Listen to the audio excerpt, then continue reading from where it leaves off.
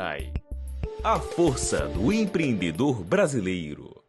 Olá, começa agora mais um programa Destaques e o 30º Fórum Banco do Nordeste de Desenvolvimento reuniu líderes e especialistas para discutir o futuro econômico da região. O evento, que aconteceu aqui em Fortaleza, contou com a presença de importantes figuras políticas e empresariais. O fórum funcionou como um espaço de debates e troca de experiências sobre os desafios e as oportunidades econômicas para o Nordeste. O tema desta edição foi a inovação tecnológica e como ela pode potencializar o desenvolvimento socioeconômico dos estados. Vamos fazer um fórum de discussões em favor do desenvolvimento da região, do futuro da região. Pessoas que contribuem para o desenvolvimento vão estar aqui hoje discutindo a inovação, a gestão, a indústria, o processo de crescimento do nosso PIB, que é baseado nos serviços, e o papel do banco. O banco, que é esse grande instrumento de desenvolvimento da região.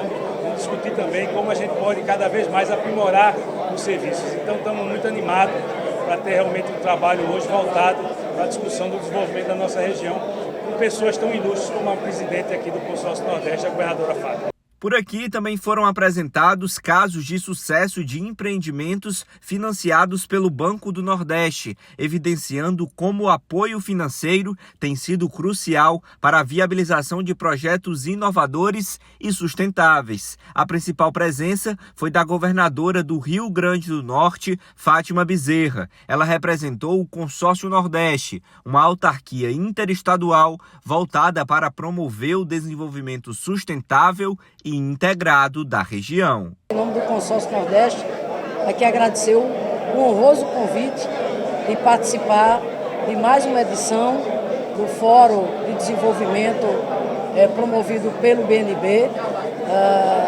Aqui afirmar mais uma vez a nossa confiança no que diz respeito ao papel do BNB, que historicamente nasceu exatamente para ser um fomentador, para desempenhar um papel muito importante no contexto de desenvolvimento da nossa região, e a alegria de ver o BNB agora de volta no governo do presidente Lula, sob a liderança do ex-governador Paulo Câmara, que inclusive presidiu o Consórcio Nordeste. Então é um momento de muita sinergia na medida em que o Consórcio Nordeste tem se voltado cada vez mais em busca de parcerias, daí o papel estratégico do BNB para que a gente possa alavancar o desenvolvimento da nossa região. E repito, o BNB tem esse papel, tem essa exatamente vocação.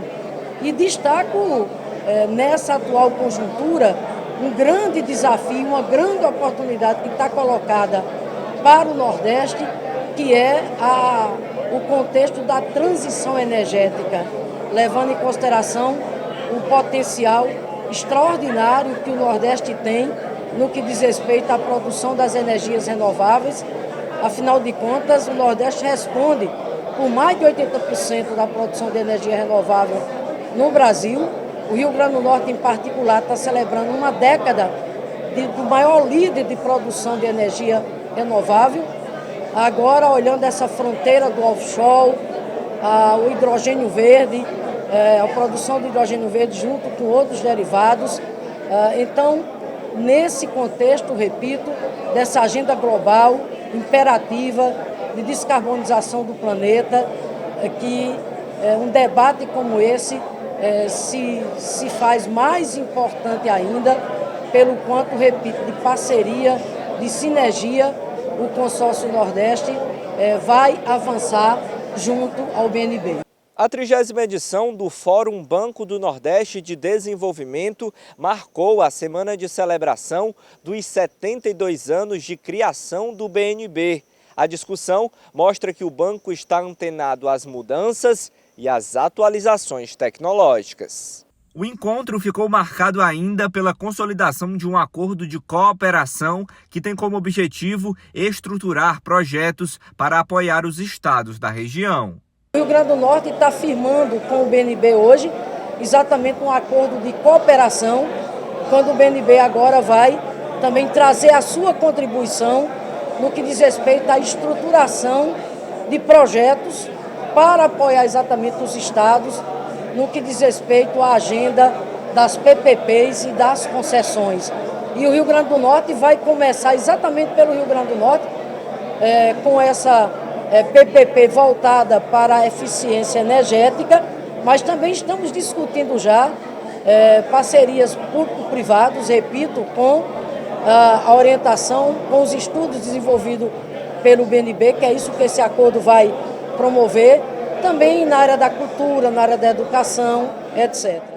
E a gente fala agora sobre o endividamento das famílias, que embora tenha apresentado uma estabilidade em junho agora, após 3 meses de alta, ainda preocupa. Segundo a pesquisa de endividamento e inadimplência do consumidor da Confederação Nacional do Comércio, 78,8% das famílias brasileiras estão endividadas. Sobre esse assunto eu conversei com o advogado Marcos Martins. Oi, Marcos, obrigada pela sua presença aqui no Destaques para falar sobre esse tema tão importante, né? Superendividamento das famílias. Infelizmente, a gente está vendo aí um número que nos preocupa com relação a isso, né? O que a gente pode avaliar a partir disso também com relação ao consumo e a esse até a desenfreio, né? As pessoas não estão conseguindo cumprir com seus pagamentos, né? Primeiramente, é um prazer estar conversando com a sua qualificada audiência da Rede Otimista, da TV Otimista. Elaine, é uma situação muito preocupante, principalmente a gente que atua aqui no dia a dia do direito do consumidor, que advoga nessa área, o que a gente vem presenciando, o que vem acontecendo nos últimos anos. Em 2021, entrou em vigor a lei do superendividamento, a lei 14.181, que ela visa o quê? Dar exatamente essa freada, parar, de alguma forma, que esse consumidor, as famílias brasileiras, venham se superendividando. Porque, além do endividamento, hoje existe o superendividamento, que é uma situação ainda mais delicada que a sociedade ela vem enfrentando, principalmente em virtude da pandemia. O superendividamento, ele acaba afetando até a questão do mínimo existencial. O que seria esse mínimo existencial? Esse mínimo existencial é aquele dinheirinho que a família tem ali para bancar a sua saúde, a alimentação, a educação, que são direitos básicos de todos os brasileiros. E acaba que a oferta do crédito irresponsável, a questão do consumidor, ele agir muito na forma da emoção, uma falta de conscientização por parte do consumidor, mas também existe do lado do fornecedor, isso aqui não é novidade, qualquer pessoa percebe, a irresponsabilidade de quem fornece crédito. Porque muitas pessoas de condições financeiras limitadas ou de pouco conhecimento, pessoas em estado de semi-analfabetismo, pessoas idosas, doentes, acabam sendo vítimas de ofertas de financeiras com juros abusivos, com juros que extrapolam o razoável, e aí acabam pegando aquele empréstimo e acabam que se complicam e não conseguem adimplir com aquelas contas que você já tem, acrescida também de empréstimo com valores altíssimos, e aí isso se transforma em uma bola de neve que torna-se algo bem preocupante, além das famílias, para a economia do país girar também. Não podemos esquecer, porque se você tem uma cadeia de consumo e você tira aquele consumidor, o fornecedor também vem a sofrer futuramente, né? Você deixa de consumir, você também vai deixar de vender. Então isso é muito preocupante, porque a gente está falando aqui da morte civil de pessoas. Porque você sai do mercado de consumo, você entra numa situação, sendo bem claro, humilhante. Porque se você quer empreender, você não tem crédito. Você não tem um nome limpo na praça. Você não consegue fazer um empréstimo. Você fica com dívidas absurdas, exorbitantes. Então, você fica limitado. Às vezes até um cartão de crédito, uma pessoa precisa ter um cartão para comprar ali um medicamento do seu filho no decorrer do mês que o salário já tem ido embora, né? Que é a realidade do brasileiro. E aí você se submete a ter que pedir um cartão de um parente, de um familiar, de um amigo. E aí, essa lei, ela veio justamente para tentar o quê? Fazer com que essas pessoas criem conscientização, fiscalizar ainda melhor as financeiras, entre aspas, né? Porque, na realidade, a gente, como advogado, a gente não vê essa uma mudança significativa. Eu, particularmente, não tenho visto uma mudança significativa por parte do judiciário. É necessário ser até cobrado mais. Mas é uma esperança. Mas fica um alento para o consumidor que a maior responsável desse endividamento é ele. Ele precisa ter um controle, ele precisa agir menos impulsivo, precisa ter um pouco mais de consciência. Pois é, e aí também é tudo tão, a gente está vendo tudo tão caro também, né, Marcos? O salário não acompanha, né, o que a gente consegue ver, digamos, supermercados, preços exorbitantes, inclusive até do azeite, né? O azeite de oliva, muita gente faz até meme, né? Que tem que fazer parcelamento, financiamento para comprar um azeite de oliva. É brincadeira, mas na verdade, quando a gente vê no bolso, é muito mais grave, né? A gente, assim, vê que o salário não está acompanhando esse aumento nos preços e tem esse bombardeamento de consumo toda hora, que praticamente pega você despercebido, né? E vulnerável por vezes, né? E essa questão também, como a gente fala, eu como advogado, eu vi uma decisão recentemente que um juiz estipulou que o mínimo existencial de uma família é R$600. Vamos ser claro e direto. Quem é uma família hoje que consegue sobreviver com R$600? Se com um salário mínimo você não consegue, com R$600 você não vive, você não consegue pagar medicamento, você não consegue ter uma alimentação pelo menos razoável ali para você sobreviver, você não consegue, educação muito menos. Então, é uma questão que tá cada vez mais complicada, tá muito difícil, e o brasileiro também tem muito aquele jeitinho vou parcelar, aí você começa a comprar uma coisa aqui, parcela de tantas vezes, e aí você começa a acumular. Dentro de um espaço pequeno de tempo, você está inviabilizado no mercado de consumo. Tem a questão de estar tudo mais caro em virtude da gente ter vindo dessa crise da pandemia, que serão alguns anos aí pela frente ainda para a gente conseguir ter uma certa estabilidade, mas também é necessário que as pessoas tenham conscientização, que elas entendam. A gente sabe que as ofertas hoje são cada vez mais incisivos. Você está aqui no seu celular, vem toda hora um aplicativo que te mostra uma oferta de um produto que você pesquisou sobre, aí chega no e-mail, chega SMS, então você está sendo toda hora bombardeado, toda hora você está exposto a receber uma oferta. Então cabe a você como consumidor se trabalhar, procurar esse equilíbrio e ter prioridades. É a questão da educação financeira. Infelizmente, parcela da nossa população ela não teve acesso na escola à questão da educação financeira, da responsabilidade com suas finanças. Então, a gente está vendo um reflexo disso muito forte nos dias de hoje. Pois é, e aí falando dessa educação financeira, né, a gente não está vendo agora os nossos filhos, né, já tendo um acesso que a gente não teve, né, de muito, e também dos nossos pais, que foi um período que eles viveram de escassez, né, de dificuldades, e a gente teve um pouquinho mais do que eles, a gente quer dar um pouquinho mais para os nossos filhos, e esse um pouquinho mais às vezes acaba, né, que você passa por cima, né, da razão, pela vontade de você ter, né, de você dar um pouco melhor de conforto e tudo, você acaba realmente, de fato, chegando a se endividar, né, e educar financeiramente. Acho que essa relação do dinheiro, de ser uma coisa negativa, pelo contrário, né, a gente devia tentar ter relação saudável com ele, né? De forma que a gente entenda que é bom, é importante, né? Mas que a gente consiga administrar, e não o contrário, né? Ele controlar a gente, ao contrário, né? O dinheiro, ele nunca pode controlar a cabeça do ser humano, né? A gente tem esse impulso emocional muito forte, mas você tem que se trabalhar para isso. A gente sempre fala... A situação hoje em dia está bem complicada, claro, a gente percebe isso. Você vai ao supermercado, você entra ali por R$ 400, você traz 3 sacolinhas e acabou, tá entendendo? Essa questão dos filhos, a gente tem que se trabalhar de gerações para gerações, de entender a importância daquele dinheiro que você tem em mãos e saber usá-lo da melhor forma, para que não venha futuramente acontecer o que a gente está vendo hoje.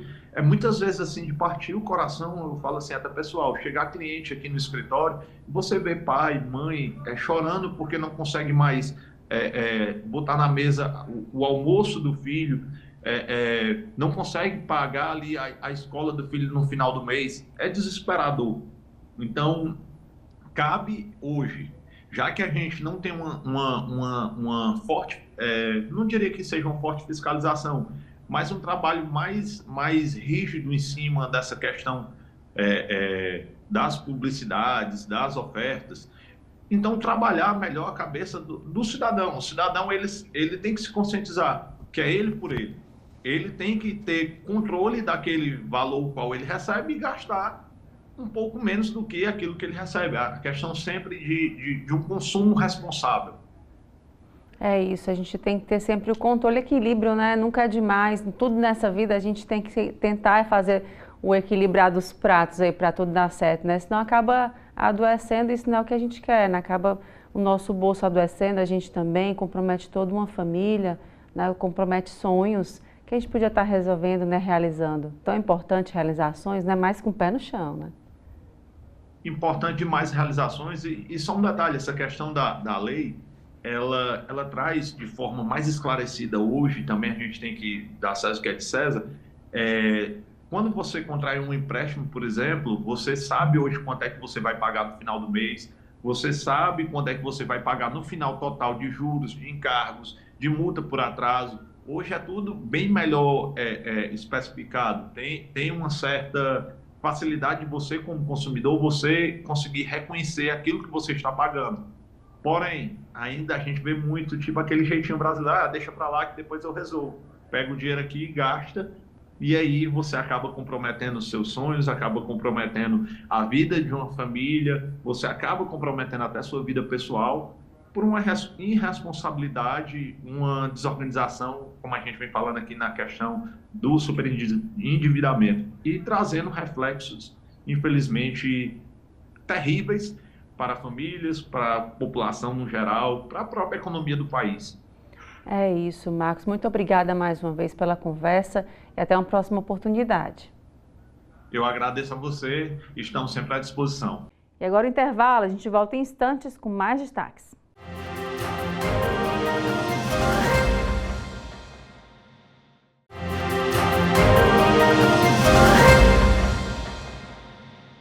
E a TIM vem fortalecendo ações de inclusão em suas lojas, além de celebrar a expansão nos seus serviços aqui no Ceará. Sobre o assunto eu conversei com Bruno Talento, ele é diretor de vendas da TIM Nordeste. Bruno, obrigada pela sua presença aqui com a gente no Destaques. A TIM está marcando, né, presença não só na parte de inclusão, como já vem fazendo, mas também ampliando isso, né?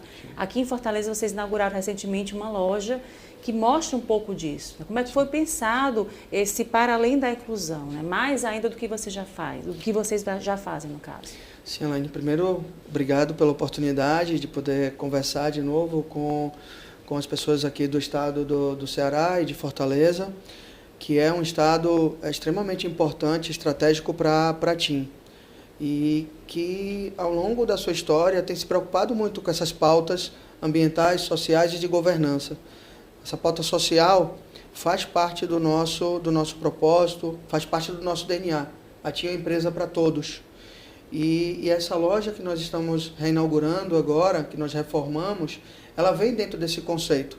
Um conceito de experiência, mas também um conceito de acessibilidade. Uma loja realmente que dê autonomia e que seja para todos. E nesse caso, vocês inauguraram no centro, não é isso? Nesse olhar, vocês têm um contato direto com o cliente? É um feedback que vocês recebem já de quem já utiliza? Sim, nós temos uma consultoria que tem nos apoiado para que a gente avance nas pautas de acessibilidade, mas também nós estamos ouvindo sempre os nossos colaboradores. A TIM tem grupos de afinidades. Um dos grupos de afinidade são as pessoas com deficiência.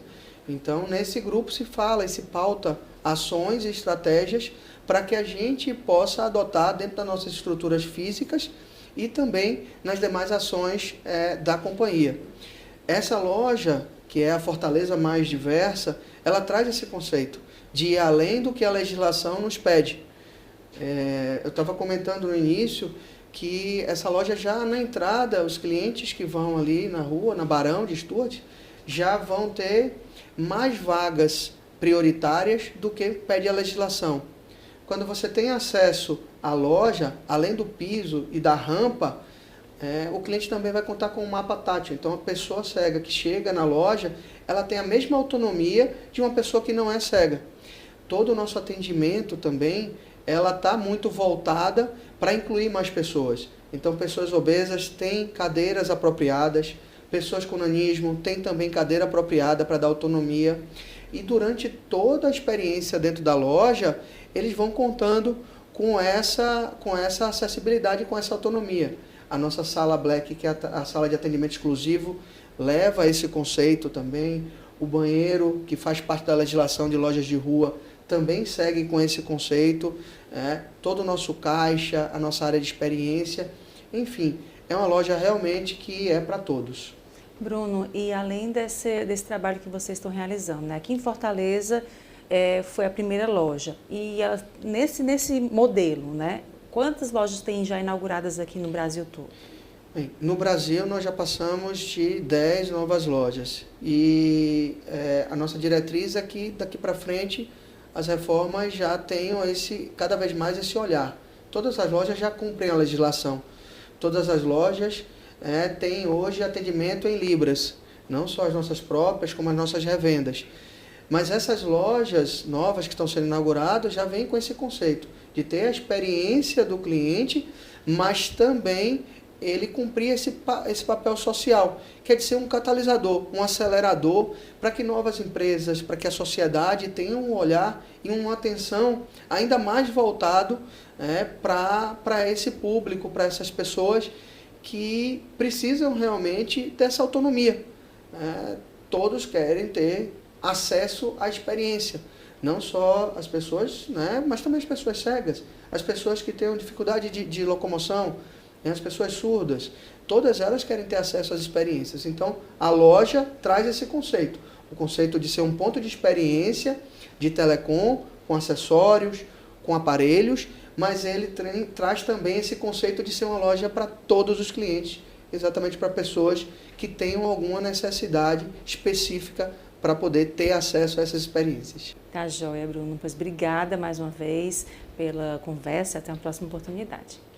Eu que agradeço de novo a oportunidade, Elaine, de estar aqui com vocês e com as pessoas que lhe acompanham, porque tem sempre muitas novidades acontecendo em investimentos da TIM no estado do Ceará. E esse espaço que você abre aqui para a gente gente possa falar com os nossos clientes, nossos futuros clientes, é muito importante. Muito obrigado. Obrigada também.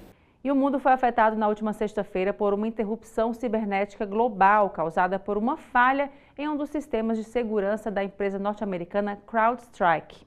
A companhia informou que a sua ferramenta, chamada Falcon, que serve para detectar possíveis invasões hackers, teve um problema na atualização de um software, o que ocasionou um atraso nos voos e outras séries de problemas. Esse caso levantou a questão sobre a automação de quase tudo que a gente utiliza, que pode ocasionar uma carência nas conexões pessoais e também na criatividade. Sobre esse assunto, eu conversei com a empresária Eveline Costa.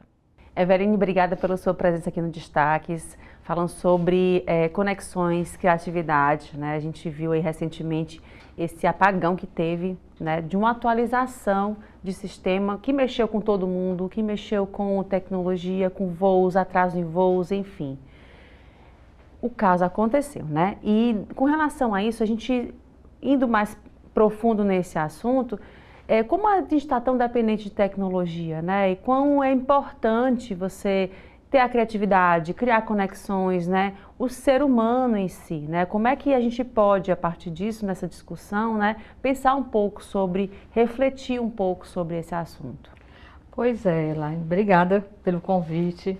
Esse é um assunto, hoje eu acordei com esse né, esse boom aí dessa história desse apagão e realmente atingiu muita gente. A gente não pode esquecer que os encontros, as conexões é que são a base de todo e qualquer relacionamento. A criatividade, ela é importante para desenvolver as nossas ideias. E as facilidades que as ferramentas e que os softwares, o que tiver para nos ajudar a ser mais ágil, é ótimo, mas ele não pode substituir tudo que a gente faz, não pode ser o condutor do que a gente faz, né? Eu estava tendo uma reunião segunda-feira sobre isso, porque a base do comércio, do mercado, de serviço, comércio, do que for, vai ser as conexões e as experiências. E um software não vai causar uma experiência verdadeira, uma experiência que te marque. Ele vai facilitar muita coisa, mas não vai fazer. Esse apagão foi um update, né? Não foi nada, praticamente nada. Frente a gente entregar tudo para a tecnologia. Né? Ela veio, eu não sou muito tecnológica, mas eu acredito que a tecnologia seja muito para facilitar processos, para facilitar ideias, mas não para ser a ideia em si, não para suprir o que a gente tem de pensamentos, de criatividade, das conexões, de fazer o olho no olho, o cafezinho, aquela conversa boa de cearense, que é dessas oportunidades é que vão surgir realmente as grandes novidades do mercado, as grandes ideias. Pois é, e a gente fala assim, por exemplo, o ChatGPT, né? Muitas pessoas estão utilizando para facilitar a vida e facilita muito mesmo, né? Desde escrever um simples texto, uma carta, uma ideia, uma programação do dia, enfim. Mas não pode ser usada com esse exagero, né? De tudo na minha vida agora, quem resolve é a tecnologia e não eu, né? Não utilizar o cérebro da gente, né? Que é tão importante. Você tem que saber fazer perguntas, né? Para que ele te dê uma resposta eficiente, o GPT, você tem que saber fazer perguntas. E para você saber fazer perguntas, precisa de quê? Do seu pensamento, das suas conexões, de você estar aberta ao conhecimento. Aí você vai saber fazer a pergunta certa e ele pode te ajudar. Se você não souber fazer a pergunta certa, ele vai te dar a resposta, não vai te dar as respostas certas. Então você vai ficar entregando ou tendo respostas erradas para uma coisa que você está querendo fazer. Então isso acaba que a conexão, o conhecimento, as trocas, as experiências, elas são a base para que você utilize a ferramenta da maneira certa e a ferramenta te ajude da maneira certa. Eveline, você falou desse encontro que você teve, né, com relação ao comércio, essas tendências, a gente vê muito, por exemplo, você vai ver um prédio, você coloca um óculos, né, e visualiza como é que vai ficar. Dá uma ideia, mas você ir até vou dar exemplo do imóvel, né, até um imóvel, o espaço decorado, né, você visualizar como é que vai ficar, você conversar com a pessoa, né, você conversar com outras pessoas que moram na proximidade, entender o local, vivenciar, né? Isso agrega mais ainda, é o fator determinante mesmo, não só com relação a esse exemplo, mas como todos os outros também no comércio? Eu acho que sim. Eu acho que a vivência que você tem quando você entra em qualquer espaço, a energia que você sente, o que você sente e recebe de quem está te atendendo é que vai fazer a diferença. O prédio sozinho, ele não traz nada. Ele pode ser lindo, mas ele não te trazer nada de energia mesmo, nada de uma troca, nada de uma experiência. O óculos que a gente coloca, a gente tem uma ideia. Né? Você vai comprar um apartamento para você morar, você tem uma ideia. Você vê lá, tudo lindo, mas precisa do teu porta-retrato, da foto dos teus filhos, precisa do sorriso, precisa da rosa. Quem que vai colocar lá? Quem que vai dizer qual a cor que te faz bem? Que você se sente bem? Que você acolhe a sua família? Tem que ser você. É a sua vivência, é a sua energia, é o que você quer sentir. Quando você chega em casa, depois de um dia cansado, fica descalço, bota o pé no chão, o que você quer sentir? Então essa energia o GPT não te dá, nenhuma ferramenta vai te dar. Então a conexão seja com pessoas, seja com produtos, ela precisa existir para te trazer alguma experiência e para poder facilitar a sua vida. Então, eu acredito muito, talvez por eu não ser tão tecnológica, se eu fosse do ramo de tecnologia, isso fosse diferente. Mas eu acredito na facilidade que eles trazem, mas eu não acredito que eles devam substituir nada da sua vida que você não consiga pegar, sentir, te fazer sentir algo. Eu acho que isso é uma grande coisa para a gente refletir nas nossas relações de trabalho, são as pessoas que fazem as empresas, não são, as máquinas elas ajudam, mas quem faz as empresas e quem faz essas empresas terem sucesso são pessoas com ideias e com mão na massa, com olho no olho, com conversa, com oportunidades que são geradas nessas conversas. Pois é, e com relação ao empresariado, né? Falando das empresas em si, como é que é esse pensamento? Ainda tem uma certa resistência com relação a isso? Quem é mais tecnológico, a gente vê muito a startup, né? As startups, elas já nasceram tecnológicas, otimizando o processo e tudo. Elas têm esse olhar também voltado para o pessoal, as empresas mais tradicionais. Como é que é esse seu olhar com relação à consultoria voltado para os empresários? Eles estão tendo essa resistência com relação a pensar isso? Ou já está sendo, esse pensamento já está sendo conversado entre si, de experiências, de dar o toque da pessoal? Eles estão conversando, porque eu voltei a ser empresária agora, né? Depois de uma longa estrada de CLT, trabalhando com educação, trabalhando com conhecimento, eu estou sendo empresária novamente. E aí eu me inseri em vários grupos de empresários, de empreendedores, de profissionais autônomos, que conversam exatamente sobre esses temas, né? Então todo mundo tanto se preparando para absorver tecnologia, mas também o tempo todo com um olhar voltado para encontros, para oportunidades, que é isso que eu falei desde o começo. O Espaço Conexões, que eu abri agora, a gente vai receber, agora na próxima semana, dia 30, mais precisamente, um grupo de empresários para a gente poder conversar exatamente sobre temas atuais, mas de que forma que esses temas atuais vão nos ajudar a crescer com a nossa empresa, mas não substituindo o mais importante, que são esses encontros, né? A gente tem os grupos de negócios, onde lá são postadas notícias, onde a gente troca informações, mas a gente faz os encontros. Para quê? Para o olho no olho, para a conversa, porque muitas vezes na tecnologia a gente acaba perdendo uma coisa que aconteceu entre uma notícia e outra, e que com a sua vivência foi que você conseguiu resolver. Então, esses encontros, eles são imprescindíveis em qualquer atuação de um profissional. E falando um pouco do espaço, né? Conta um pouco para quem está assistindo como é que foi pensado e como é que estão sendo essas ações, além desse encontro do dia 30. Pois é, o espaço ele foi pensado para criar essas oportunidades. Aluguel de salas para empresas pequenas, microempresas que precisem dar treinamentos, que precisam sair dos seus locais de trabalho para que a criatividade flua com mais facilidade. Então o espaço foi criado para isso.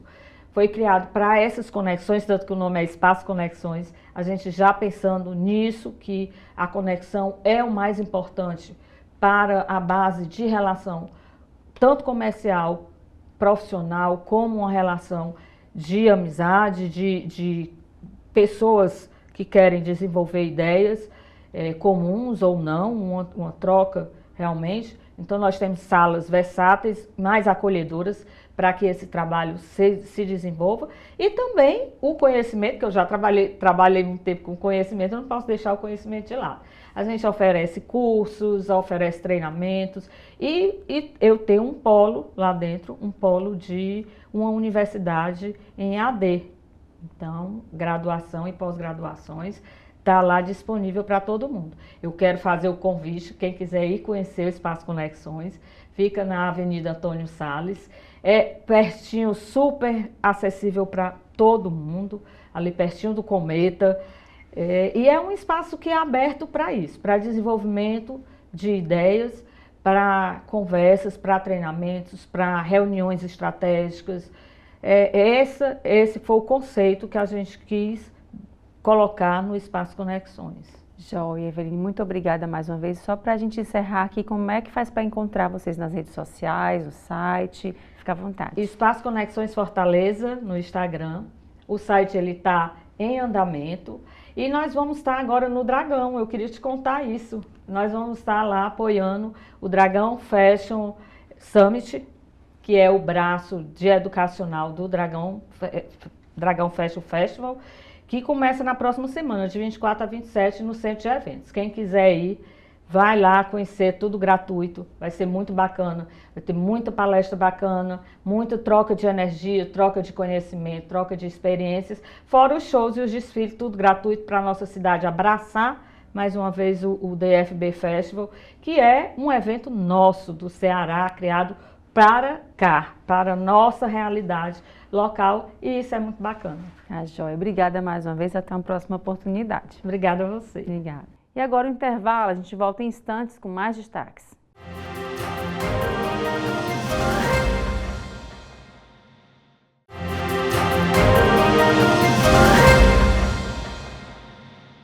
E no mês passado, representantes dos governos do Brasil e da China realizaram aqui em Fortaleza um encontro para discutir oportunidades entre os dois países. Sobre esse assunto eu conversei com o advogado Igor Gonçalves. Igor, obrigado pela sua presença. Eu que agradeço o convite, Alain. Falando desse momento de encontro, né, de parceria, de estreitar os laços, né, entre Brasil e China, o que a gente vê de potencialidades nesse sentido que seja benéfico, né, que seja bom, produtivo para os dois países? Bom, o Ceará e a China, né, eles conseguem explorar sinergias e interesses muito semelhantes, digamos assim, né? Então, a China, enquanto uma grande potência econômica mundial, ela sempre tem que estar próxima do nosso radar, sobretudo quando a gente fala em processos de internacionalização. E essa é uma pauta extremamente estratégica aqui para o nosso estado, vendo aqui os mercados que a gente tem a ambição de conseguir desenvolver. Então, se nós falarmos, por exemplo, de energias renováveis, que o Ceará ele tem um protagonismo histórico, né, dentro desse setor, a China, hoje em dia, ela é a maior produtora, exportadora de equipamentos para painéis solares. Então, isso é algo que a gente não tem como escapar, digamos assim. Essa proximidade ela é absolutamente relevante se a gente considerar toda essa estratégia e esse objetivo mesmo de inserir o Ceará dentro de um contexto de negócios internacionais e aproveitar as vantagens competitivas que a China pode estabelecer, inclusive, né, na venda de produtos deles para o mercado cearense. Pois é, nessa ótica aí das energias renováveis, a gente vê o Ceará também muito em alta, né, com a localização privilegiada, né, os nossos ventos, o nosso sol, né, que ajuda demais. E é um olhar atento que a China tem sobre isso também, é isso? Sem dúvida. A China ela tem uma característica de posicionamento de mercado, né, a nível global muito ostensiva. Então, ela tende a ir para onde os investimentos, para os setores em que os investimentos eles têm essa tendência de se encaminhar. E hoje em dia, a pauta de energia ela é extremamente relevante a um nível de comunidade internacional mesmo. E o Ceará ele tem um destaque, né? Ele está sobre os olhares do mundo por todas as questões que nós temos aqui de complementaridade, né, de estações, tanto de sol como de vento, enfim. Nós temos reunidos aqui condições geográficas e climatológicas que favorecem muito o desenvolvimento desse mercado, tanto de geração eólica e solar, como até do nosso projeto de criação do hub de hidrogênio, né, que é aí uma nova promessa que agrega esse selo de sustentabilidade que é tão exigido hoje em dia em mercados exteriores, que tem um nível maior de maturidade até para esse tipo de questão. Então, a China ela não deixa isso passar despercebido. E a gente tem visto cada vez mais uma procura aqui no Ceará de uma aproximação dos nossos mercados. Igor, e para falar em investimento, né, quando a gente fala em investimento, e sobretudo nessa área de energia renovável, a gente fala também com relação à geração de empregos, capacitação de mão de obra, né? É necessário ter esse olhar também, né? Sem dúvida, né? Quando a gente fala de um setor novo, e apesar do Ceará, né, ele ter esse histórico nas energias, né, eólica e no solar, o nosso foco agora está muito voltado para o hidrogênio verde, que é um mercado em ascensão e em desenvolvimento no mundo inteiro.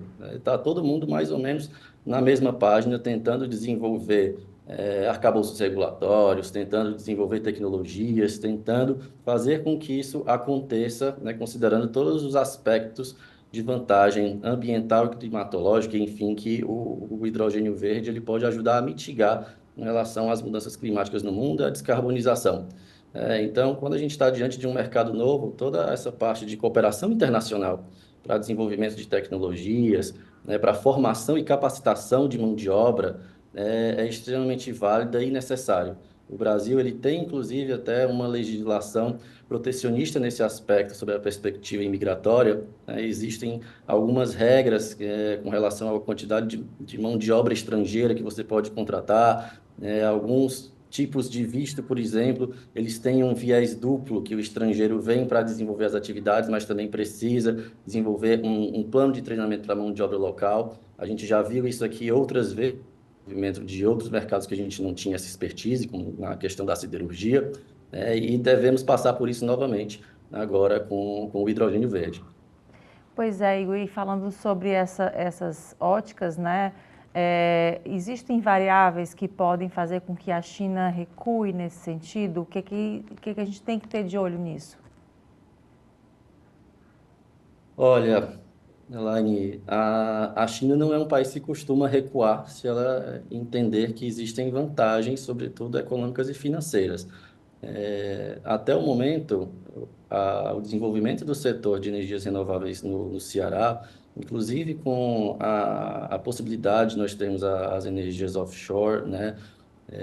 Essa é a tendência dessa aproximação tende a se incrementar cada vez mais. Tá? Não consigo vislumbrar uma possibilidade de recuo. Isso seria um revés que, por enquanto, não está aqui na nossa mesa. No caso questões políticas, alguma insegurança fiscal, algo pode ocasionar, não só para a China, eu digo determinados outros países também. Sim, essa questão, né, de atração de investimentos internacionais, ela tem diversas variáveis. A parte de segurança jurídica desses investimentos é muito importante. E isso é um trabalho que nós que estamos envolvidos dentro do ambiente de negócios internacionais, precisamos ter até como uma missão pedagógica, né, de ensinar e fazer com que as pessoas se familiarizem mais com como é que funcionam os negócios aqui no Brasil, como se abre empresa, quais são os processos envolvidos, que tipo de tributos e qual é a melhor estratégia fiscal para que isso aconteça.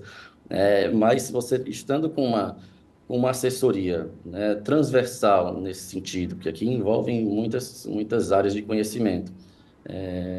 A grande questão é essa, né? O X da questão é o conhecimento. A atração de investimento, ela passa muito pela segurança que o investidor tem aonde ele está investindo.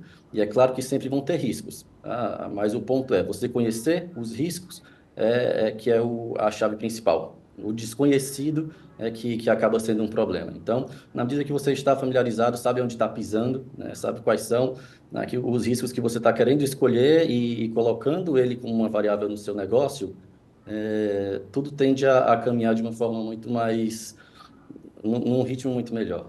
E no próximo dia 28, o Cine Teatro São Luís traz um espetáculo para quem ama uma boa música. É o Sanfona Sentida, que terá no palco a rainha do forró e compositora de grandes sucessos, Anastácia. Ela se reúne com o cantor e compositor Daniel Gonzaga, filho de Gonzaguinha e neto de Luiz Gonzaga. Eu tive a oportunidade de conversar com ele sobre a temporada aqui em Fortaleza. Confira. Oi, Daniel, que bom poder falar com você aqui. É uma honra a gente estar recebendo você aqui na TV Otimista, no nosso programa Destaques, para falar de um espetáculo tão bonito que está chegando aqui em Fortaleza, né? Fala um pouquinho sobre como foi pensar esse dia, esse momento tão especial. Bom, primeiro minha saudação a todas, não tem honra, o prazer é todo meu estar falando com vocês. Esse espetáculo que eu vou estar apresentando agora no próximo dia 28 chama Sanfona Sentida e é um espetáculo não só meu, como da compositora, rainha pop do forró, Anastácia. O show Sanfona Sentida é um show em homenagem à sanfona, E a gente falando um pouco desse nosso encontro, tocando algumas coisas nossas também, porque eu tenho essa parceria com a Anastácia. E estar com a Anastácia é sempre uma honra, assim, para você que fala que não teve a possibilidade de ver Gonzaga tocando, Jackson do Pandeiro Marinês. A gente tem a Anastácia aqui arrasando num show maravilhoso que relembra até um período junino, mas que tem um repertório recheado de sucessos dela, do Gonzagão, coisas nossas, como já falei. Então, eu acho uma possibilidade incrível poder estar no palco com a rainha do forró, que me ensina muito a cada dia. E espero que vocês vão lá ver, porque é um show feito com muito carinho e com muita história. Daniel, e é tão bom, né, a gente ver as nossas origens, a nossa raiz, né, celebrar a nossa história num momento que a gente às vezes se entristece porque é tudo tão rápido de conteúdo, de informação, a nossa história vai ficando um pouco para trás, é tudo novo, muito novo, né, para urgente, para hoje. E o que a gente tem de tradição, de história, acaba infelizmente muitas vezes deixando de lado, né? E resgatar isso, relembrar, rememorar, né? Momentos bons. Eu pessoalmente na minha vida, minha infância toda foi ouvindo, né? Seu avô, seu pai, enfim, que alegria poder estar conversando com você. Para mim é uma realização pessoal, né? Ter um Gonzaga conversando comigo é muito feliz. E nesse caso também rememorar e trazer e fortalecer essa nossa raiz. É tão importante nos dias de hoje, né? Eu tenho feito questão de conversar muito com os mestres e de dar relevância a esse tema, sabe? Porque a gente ainda tem neles a fotografia de uma sociedade que nós fomos e que nós somos ainda, de certa forma. Então, eu acho muito importante relevar esse tema. Outro tema é a questão da originalidade, trazer sempre coisas novas para o público e também falar que, às vezes, essa tradição nos grandes centros, né, Recife, Fortaleza, São Paulo, Rio de Janeiro, ela é percebida de algum jeito, mas a gente teve a possibilidade, eu com minha mulher, a Carolina Albuquerque, de estar agora no interior, no Exu, por ocasião das festas de São Pedro, por exemplo. Há ainda tradições que estão nas ruas, né? A gente vive em grandes centros, talvez não perceba, ou perceba que essas tradições foram pasteurizadas.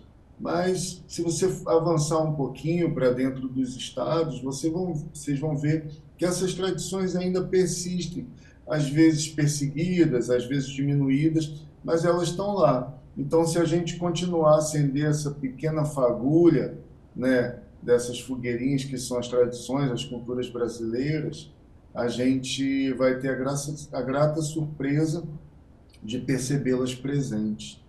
Pois é, e com a Anastácia também, né? Acho que é nós que iremos prestigiar esse encontro, a gente agradece, né? Esse momento tão rico, tão bonito, tão único, que é poder vivenciar e presenciar esse espetáculo, né?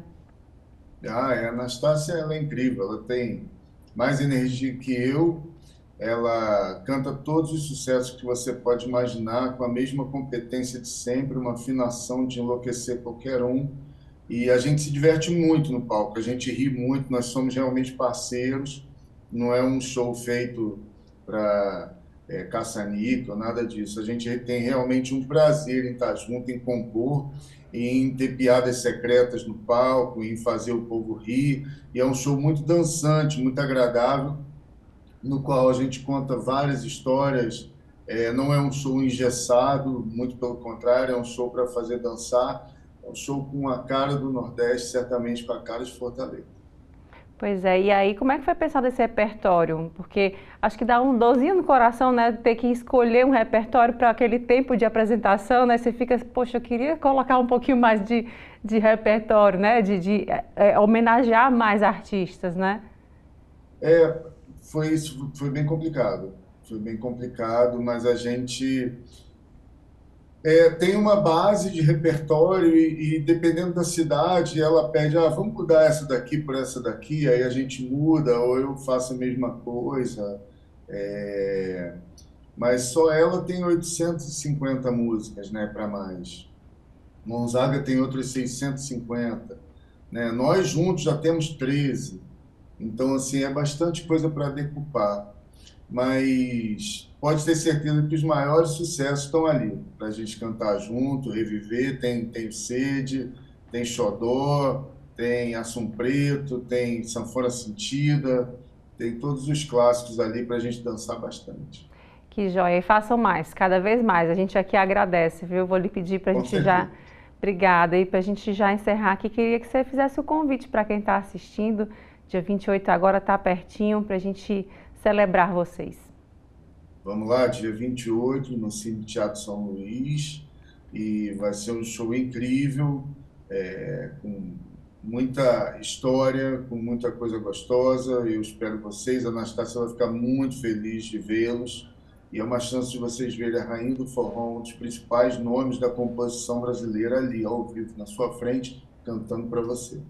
Obrigada, Daniel, mais uma vez. Sucesso aí. Venha mais vezes aqui à nossa terra, sempre de braços abertos para receber, tá certo? Muito obrigada. Obrigado pelo convite. E o Destaques fica por aqui com essa super dica. Não vai perder, tá? Obrigada pela sua companhia e até o próximo programa.